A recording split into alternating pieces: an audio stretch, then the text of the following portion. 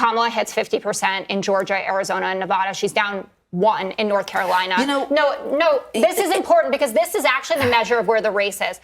What we're talking about doesn't matter as much as how people are going to vote. Another explosive debate erupted on the 5 as liberal Fox News commentator Jessica Tarlov yet again handed one brutal fact check out after another to her triggered MAGA co-hosts about Vice President Kamala Harris, the state of the 2024 election, and the fact that J.D. Vance was indeed booed by firefighters at a speech. But before we unpack all that, if you end up liking this video and you want to support the channel, please be sure to hit the like, subscribe, and alert bells before you go. All right, friends, we have several clips to talk about in this video, and some of it's a follow-up to a video that we did yesterday about J.D. Vance speaking at the International Association of Firefighters and just making a total ass out of himself, fumbling a joke, being booed and heckled by firefighters, which is always great. All of that comes up in this clip, so we're going to play the clip. It's rather long, and we'll unpack it together. What Dana is saying is true. Like in practice, she not only allowed that border to open up, but she was responsible for getting millions to the Minnesota Bail Fund. So she can say my values have changed, but everything that she has done affirmatively, whether it's the Inflation Reduction Act or allowing the border to stay open and, with fracking and saying all these things, everything is contrary to what she now wants us to believe. And by the way, if she's breaking the glass ceiling and she's really close because she's a vice president now, why does she need the crutch? Why does she need Waltz there when it's her inconsistencies that we care about, not his? Well, before Jessica responds, because she doesn't get a chance to address all of that fire hose, a couple of things. The Minnesota Bail Fund was a general fund that then Senator Harris retweeted. It was basically raising funds for protesters who were arrested during the George Floyd protests. It was not specifically for violent offenders or anything like that. It was just a general bail fund. Nothing particularly consequential. Donald Trump, Jeanine Pirro's cult leader, has repeatedly boasted and talked about how he's going to pardon January 6th insurrectionists, which is just infinitely worse in all ways. Of course, we know the situation at the southern border. Republicans, in their cynical bad faith, have kept the border open because they refuse to work cooperatively with President Biden and Vice President Harris, forcing the Biden-Harris administration to take executive actions, which may very likely be struck down in court, as Trump executive actions were when he was president. And as a consequence of this unilateral action, border crossings have dropped 50%. So as far as I'm concerned, Biden and Harris get all the credit. Republicans get all the blame, because if you deliberately sabotage, cooperating to solve a crisis in bad faith, then it's all your fault. So again, just really ridiculous stuff from Jeanine Pirro. We'll continue. On other days during the week, you seem to care a lot about Walz's inconsistencies. So well, I don't think when that's we're really talking fair. about Walz, not when I'm talking about Kamala. Well, that is the but ticket. Now we're talking about Kamala. And you were seeing the ticket in full. I think it's important to watch the entire interview before we totally malign her for not answering this properly or not touching that. I think the answer was actually reflective of a lot of conversations that we've been having here on the 5 about just owning up to an evolution in it. And you can still say, my values are the same, especially when you're talking about an issue like healthcare or protecting the climate, but also being realistic about what you can get enacted. I mean, you can't just walk in and pass whatever you want. You have to work with people. You have to work across the aisle. They did their best at doing that. Yeah, a couple of things on that score. Again, with Jeanine Pirro saying, hey, listen, if you don't, if you state that these are your aspirations in 2019, and you don't stand by them in terms of policy in 2024, it must mean that you're a hypocrite. Again, we discussed how Donald Trump, backtracks and is inconsistent on his policies even in 2024. Like, he'll say something in March of 2024 and contradict himself in July of 2024. They don't care. But none of this is mutually exclusive. The fact of the matter is that the realities of politics mean that you can't always get your aspirational policies passed because you have to work in a bicameral legislature. You have to work against a conservative Supreme Court. And these are political realities that any politician has to navigate. And she's also right to point out, Jessica, is that the Biden-Harris administration has had many, many more bipartisan successes than any of us thought they would, because that's the reality of politics. And that's something, by the way, that Trump was not able to do. Biden and Harris have been infinitely more competent in navigating the levers of power and getting policies accomplished compared to the Trump administration. And by the way, shouldn't Trump be forced to answer these questions too? Like, how are you going to work with Democrats to get your agenda accomplished? Food for thought.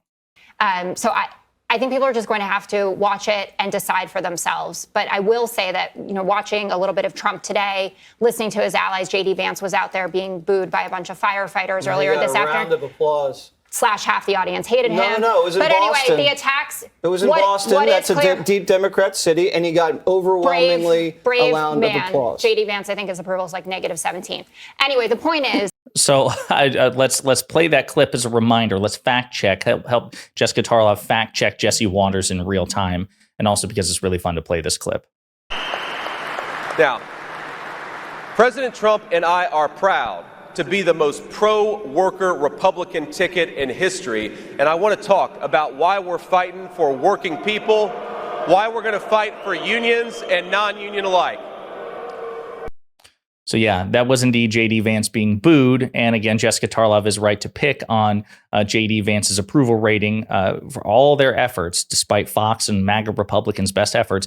Governor Tim Walz, Vice President Harris's running mate, is just objectively much more likable and popular than J.D. Vance. So he's a loser.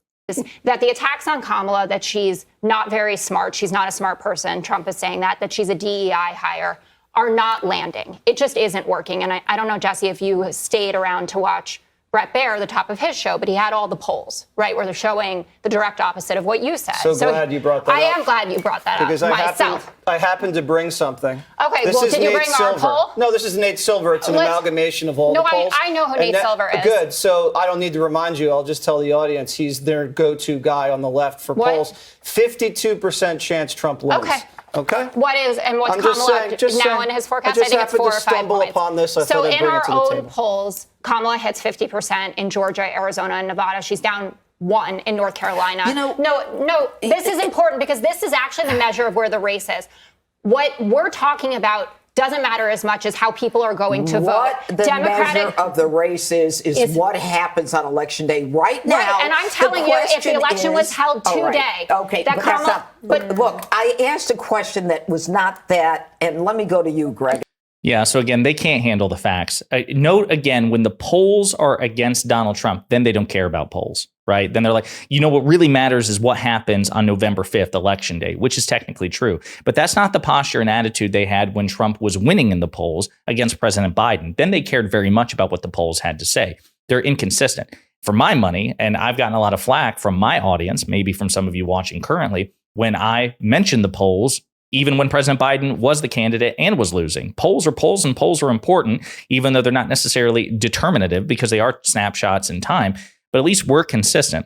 When it goes against Trump, they don't want to hear anything about the polls. Jesse Waters is so funny. I love the fact that Jessica Tarlov remembered that unearned victory lap that Jesse Waters took just a few days ago, saying that, the entire post-DNC week was atrocious for Vice President Kamala Harris, and she's getting destroyed by Trump and Republicans, when the fact of the matter is she's still dominating in the polls, both in the aggregates, Real Clear Politics, Silver Bulletin, 538. She's ahead in the aggregates. She's ahead in individual head-to-head national polls. She's ahead in individual head-to-head polls when you factor in third-party candidates like RFK and Jill Stein. She's ahead in swing state polls more often than not. She's beating Trump in fundraising. She's beating Trump in energy. That may change, but right now she is winning the election. And his appeal to Nate Silver's model, Nate Silver has Vice President Harris ahead by multiple points of Donald Trump. But right now he's predicting that at the current rate, she's going to lose because he expects that bump that she's experiencing is temporary, like it is for most candidates, and that it will go away. So there's nothing mutually exclusive about this. Even Nate Silver agrees that the vice president is ahead in the polls, swing state and head to head. He just expects that unless something changes, she is more likely to lose than not, given the institutional advantages employed or enjoyed by the Trump campaign and by Republicans, and because he expects that bump will dip, okay, which may not happen. We don't know what's going to happen. But even that is such a cherry-picked example from Jesse Waters. And I like the fact that Jessica Tarlov made it a point to throw that in his face. One other clip from Tarlov. The Life Five. Kamala Harris is running a little bit better on the economy as opposed to Joe Biden against Donald Trump because she's not Joe Biden and because a lot of people don't really know her as well. How does she separate herself economically from the economic record of the administration? Well, I think she's obviously been doing it pretty well. So it was a 15-point advantage for Donald Trump in our last survey before this one. Now it's an 8-point advantage. If she can get that down to 3 or 4, that's a jump ball on that. And that's exactly where we want to be. The way that she's approaching it is to say we have a lot to be proud of. But I hear you on inflation. She's calling out directly the prices of certain items. Like I know when you go to the grocery store that bread is up 50%, et cetera. But she has a lot to talk about in terms of lowering costs for people. To your point, Dana, definitely Trump should cut ads with retirees who are feeling that way. But the Democrats are cutting ads with seniors who are talking about their prescription drug prices, which have come down astronomically because of what's going on with the Inflation Reduction Act. And she's up with seniors. That's a demo that Trump needs. Seniors are the most reliable voting bloc. And in some of these swing states, she's up double digits with seniors. There was an analysis, Penn Wharton put out their budget model. So Trump's plan would add $5.8 trillion to the deficit. Hers would only add $1.2 trillion. Moody's has said that he would cause a spike in inflation. A lot of that has to do with his immigration policy that would be coming in. Also, these tariffs, which he keeps maintaining, aren't a tax on the consumers, but we all know that they are. J.D. Vance said, no economists say that. It was one of those moments where you go, well, actually, all the economists say that. Again, I love these relentless fact checks. We talked about this before. Republicans enjoy a perception advantage on the economy, which goes back decades.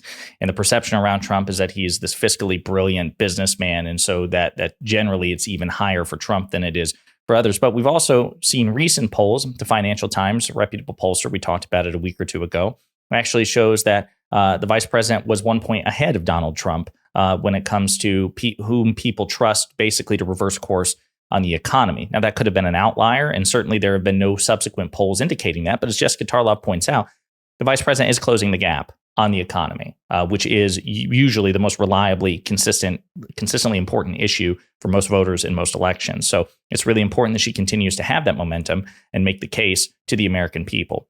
But anyway, I love the whole thing. I love the fact that they got so defensive about J.D. Vance being booed. I love the fact that they got so defensive about how the polls are against Donald Trump. Those sweet, sweet fact checks, we just must savor them. And in the meantime, you let me know what you think in the comments.